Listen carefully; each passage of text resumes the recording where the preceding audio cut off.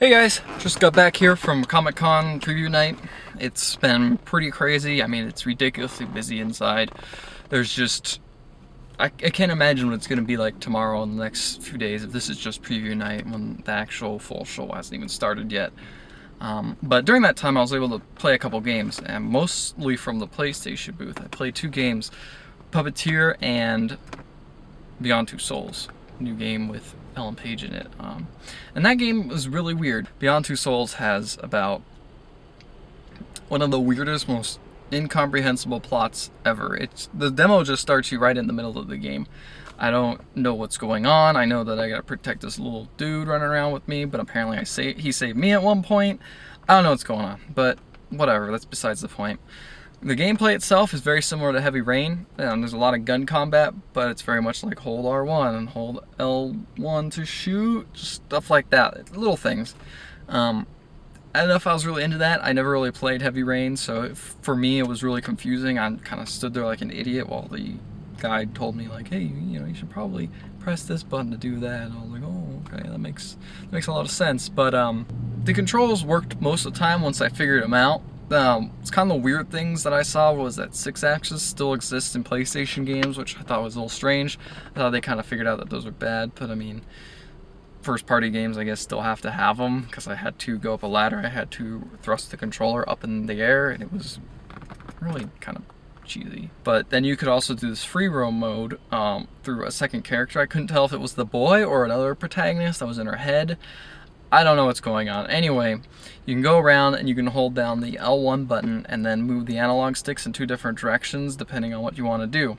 One of the things you can do is possess them, and you make them do things such as stab the guy next to him and steal the car and then go on this long chase where you're possessed this person. And I don't know how it works. I don't know the story behind it. It just seems nuts and really weird. But I mean, I guess that's like Heavy Rain. It has a lot of potential.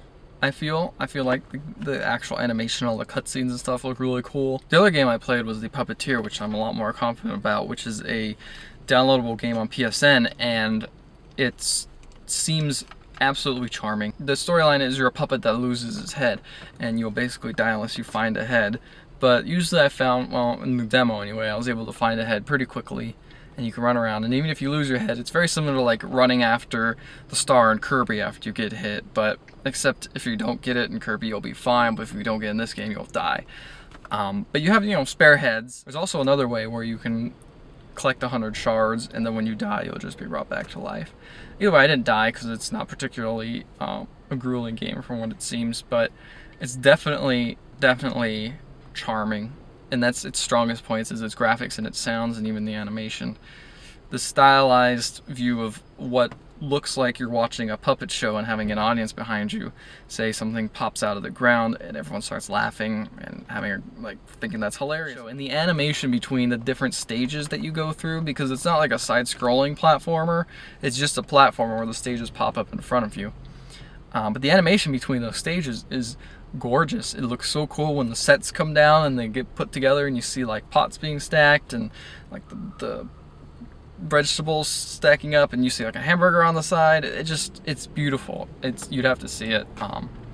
That's the only way to really get it, but it just seems like an absolute charmer, and the narration and the voice acting was really cool. It was over the top, but in like not that weird corny way, but in that like, oh well, that's kind of the theme and the aesthetics. It really fit together, and I'm really excited to play more of that. But yeah, that was basically all I played at preview night. A lot of times it was me just running around trying to survive. It's so crowded, it's ridiculous, but it was a lot of fun. I don't know if I'm gonna be doing another one of these videos because I'm probably gonna be actually trying to enjoy myself at the show. But yeah, a lot of fun. Hope to see you in the next video.